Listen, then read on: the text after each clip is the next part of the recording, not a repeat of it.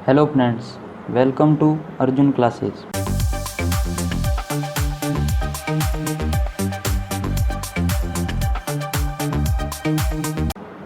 तो आज का हमारा टॉपिक है विमीय विश्लेषण एवं इसके अनुप्रयोग यानी यूजेज ऑफ डायमेंशन। यह मात्रक मापन एवं विमा चैप्टर का पार्ट 3 है। इसके पार्ट 1 और 2 दोनों अपलोड हो चुके हैं। आप चैनल की प्लेलिस्ट में जाके देख सकते हैं और उनके लिंक आपको डिस्क्रिप्शन में भी मिल जाएंगे। चलिए शुरू करते हैं आज का टॉपिक विमीय विश्लेषण एवं इसके अनुप्रयोग।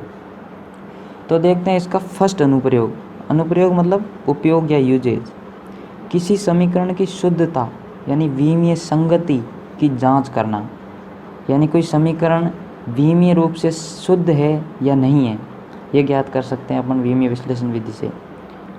हाउ टू चेक यानी अपन कैसे चेक करेंगे या कैसे देखेंगे कि समीकरण विमीय रूप से शुद्ध है या अशुद्ध। तो उसके लिए अपन को ये 2 रूल ध्यान रखने हैं कि समीकरण में दोनों तरफ विमा यानी डायमेंशन समान होनी चाहिए। जैसे कोई इक्वेशन है a = b, तो a की और b की दोनों की विमा समान होगी तो ही वो इक्वेशन शुद्ध होगी, अन्यथा अशुद्ध। अब दूसरा रूल है किसी भी समीकरण में समान विमा वाली भौतिक राशि जोड़ी या घटाई जा सकती है। ठीक है, समान विमा वाली भौतिक राशि जोड़ी या घटाई जा सकती है। जैसे देखिए c = a + b कोई एग्जाम्पल है, तो इसमें ये a के साथ b को जोड़ा गया, इसका मतलब a और b दोनों की विमाएं समान है। क्योंकि अपन जैसे 2 लीटर दूध प्लस 2 लीटर दूध, ये एग्जाम्पल वैलिड है, बट 2 लीटर दूध प्लस 2 किलोमीटर कभी वैलिड नहीं है, क्योंकि इनकी विमाएं समान नहीं है। तो समान विमा वाली चीज़ ही अपन जोड़ सकते हैं। अब एक एग्जाम्पल देखते हैं। v = u + at, जो कि गति का प्रथम समीकरण है, उसकी अपन शुद्धता की जांच करते हैं कि वो शुद्ध है कि नहीं। तो अपन देखेंगे विमीय विश्लेषण विधि से शुद्धता। तो v = u + at, चूँकि हम जानते हैं कि विमाओं को बड़े कोष्ठक द्वारा दर्शाते हैं, तो v = u + at, इसमें बड़ा कोष्ठक लगा दिया, इसमें a और t। ठीक है, और वेग का विमीय सूत्र हम जानते हैं, कैसे आया देख लेते हैं। वेग क्या होता है? विस्थापन अपॉन समय। चूँकि हम जानते हैं विस्थापन लंबाई ही होती है अपॉन टाइम, तो ये बन गया L1t-1, ऊपर t ऊपर जाएगा माइनस हो जाएगा, और m 0 लिख सकते हैं क्योंकि किसी की घात 0 यानी 1। तो ये हो गया वेग का विमीय सूत्र। = ये भी प्रारंभिक वेग जो कि वेग ही है, तो सेम ही विमीय सूत्र होगा, प्लस त्वरण त्वरण का विमीय सूत्र क्या होता है? त्वरण क्या होता है? a = v/t, यानी वेग बटा समय। तो वेग का अपन पहले निकाल चुके, ये अपॉन टाइम का भाग दे देंगे, मतलब t भाग देंगे तो वो ऊपर जाएगा, t-2 हो जाएगा। तो ये हो गया m0L1t-2, ये हो गया त्वरण का। तो इसको यहाँ रख देंगे m0L1t-2 और गुणा कर देंगे t यानी समय से। तो कुल मिला के ये बन गया m0L1t-1, और ये दोनों आपस में जोड़ देंगे, तो ये और ये विमाएं समान है, तो जोड़ के ये कितनी होगी? 2 गुणा। ठीक है, अब एक ये चीज़ ध्यान रखने की है कि विमीय विश्लेषण द्वारा समीकरण की शुद्धता की जांच करते समय नियतांक गुणांकों यानी कांस्टेंट कोफिशिएंट जो होते हैं उन पर ध्यान नहीं दिया जाता। कोफिशिएंट कितने हैं ये मैटर नहीं करता, बस अपने को विमा पे ध्यान देना है, तो अपन इसको नेगलेक्ट कर सकते हैं। ठीक है, तो अब इसको हटा सकते हैं अपन, तो हटा दो। ये बन गया m0L1t-1 = m0L1t-1, यानी कि दोनों तरफ समीकरण में दोनों तरफ विमा समान है, तो ये गति का प्रथम समीकरण जो है वो विमीय रूप से शुद्ध समीकरण है। अब देखते हैं एक इम्पोर्टेंट नोट, विमीय विश्लेषण विधि द्वारा सही सिद्ध समीकरण हमेशा सही हो ये ज़रूरी नहीं है।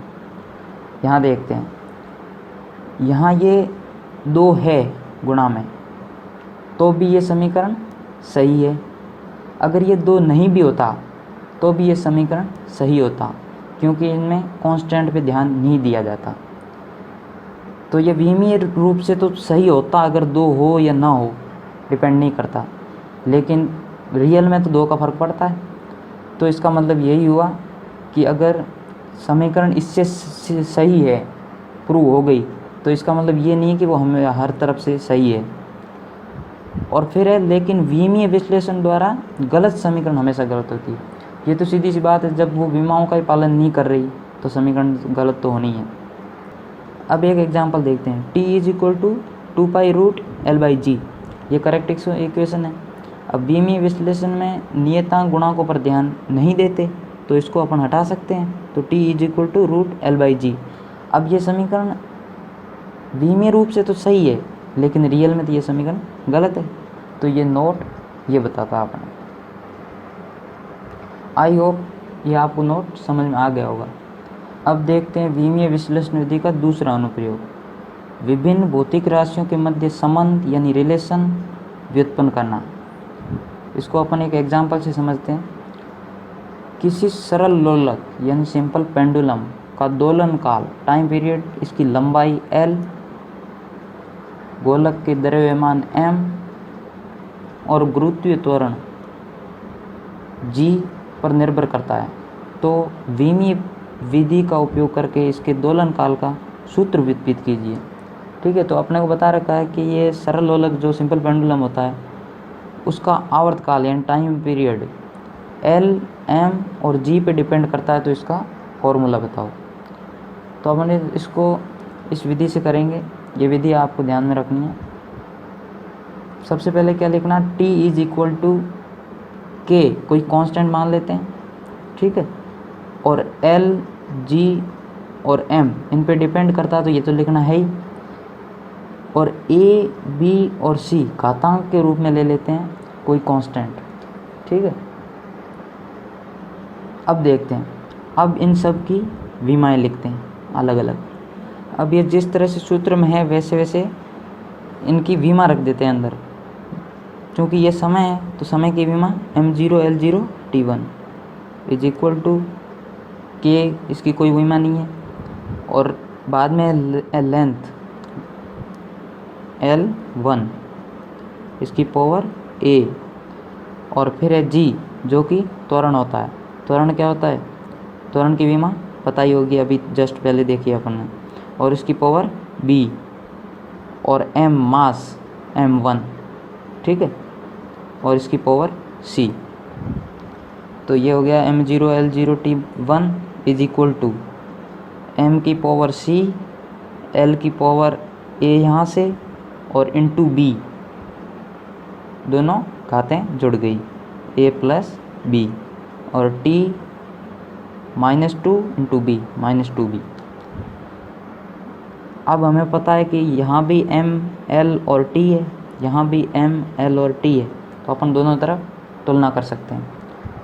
ठीक है, तो यहाँ से तुलना करने पर m की पावर c, m की पावर 0, तो c = 0, l की पावर 0, l की पावर a + b यानी a + b = 0, t की पावर 1, t की पावर -2b, तो -2b = 1, b = -1/2। तो यहाँ से इसकी वैल्यू यहाँ पुट कर देते हैं, तो a की वैल्यू आ जाएगी b की वैल्यू -1/2, उधर जाएगी प्लस हो जाएगी, तो a की वैल्यू हो जाएगी +1/2। अब a, b, c की वैल्यू अपने पास आ चुकी, तो इसमें रख देते हैं। तो t = k का k, और l की पावर a यानी कि 1/2, g की पावर b यानी कि -1/2, और m की पावर 0 यानी कि 1, तो इसको लिखा नहीं। तो ये फॉर्मूला बन गया t = k√L/g। ये √L/g कैसे हुआ, L की पावर 1/2 और G की पावर -1/2। ठीक है, 1/2 मतलब रूट, तो ये बन गया √L, और नीचे चला गया वो माइनस है क्योंकि, तो √G, तो ये हो गया √L/G। तो ये बन गया फॉर्मूला। अब प्रैक्टिकली K की वैल्यू 2π निकल के आती है, इसलिए ये फॉर्मूला करेक्ट फॉर्मूला है T = 2π √L/G, जो कि सिंपल पेंडुलम का आवर्तकाल का फॉर्मूला है। अब देखते हैं विमीय विश्लेषण विधि का थर्ड यूज। किसी समीकरण यानी इक्वेशन में नियतांकों यानी कांस्टेंट और चरों यानी वेरिएबल्स की विमाएँ ज्ञात करना। कोई समीकरण दे रखी होगी, उसमें कोई कांस्टेंट या वेरिएबल की विमा छुपा रखी होगी, वो अपने को पूछेंगे। तो देखते हैं इसको एक एग्जांपल से।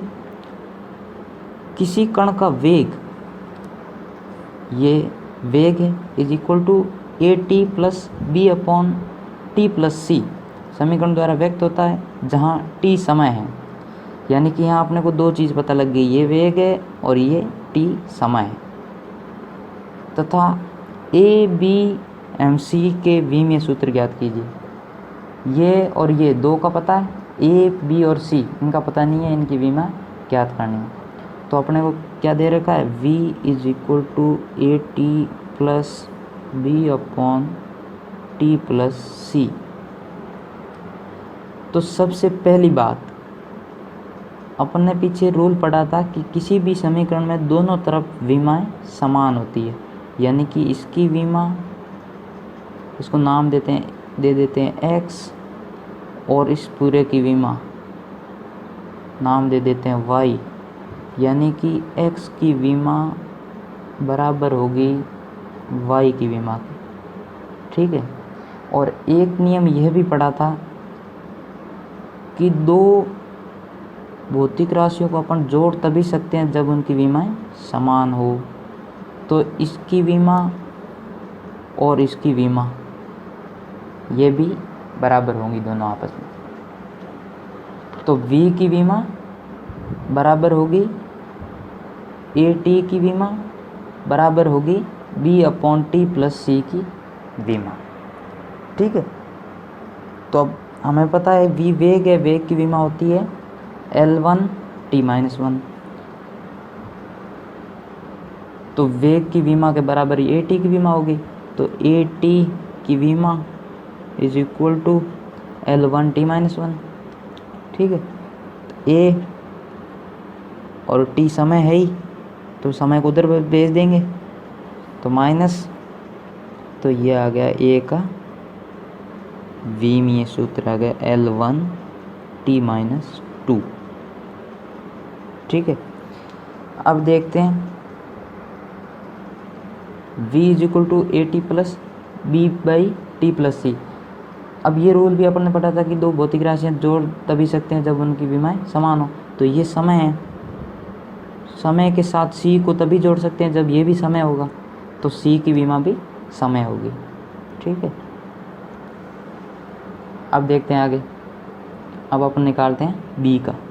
c की अपने पास है, t टाइम है ही, और इधर ये वेग के बराबर होगा, तो यहाँ से b/ ये पूरा सिर्फ t कैसे हुआ, देखिए कि b/t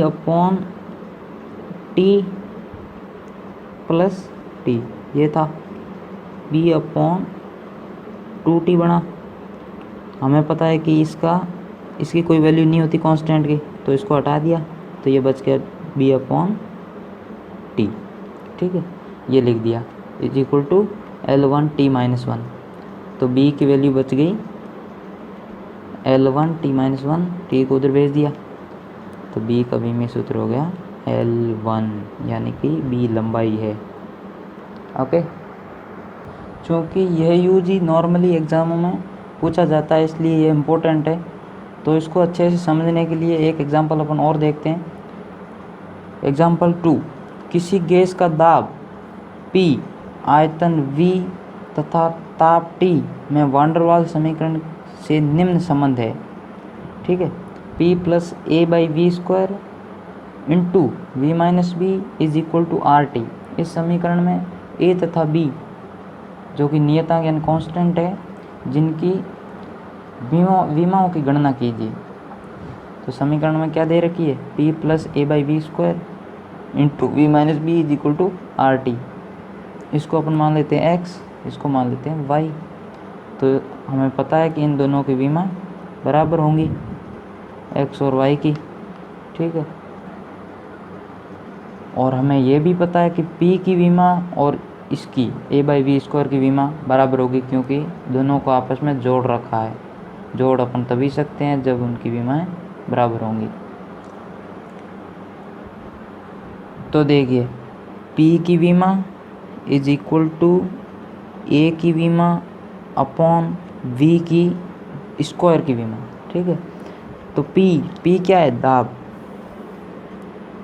दाब की विमा, दाब क्या होता है, इज इक्वल टू बल अपॉन क्षेत्रफल होता है दाब, बल अपॉन क्षेत्रफल। बल की क्या होती है, m1 L1 T-2, ये होती है बल की, अपॉन क्षेत्रफल क्या होती है, L2। तो ये कुल मिला के क्या बन गया, m1 L1 sorry L-1 T-2, ठीक है। क्योंकि ये L2 था, ऊपर जाएगा -2 होगा, +1 ये हो गया -1। तो ये बन गई दाब की विमा, इसको यहाँ रख देंगे। Is equal to A by V. V क्या होता है, आयतन, मीटर क्यूब होता है। तो मीटर होती है लेंथ, तो L क्यूब, और स्क्वायर है ही।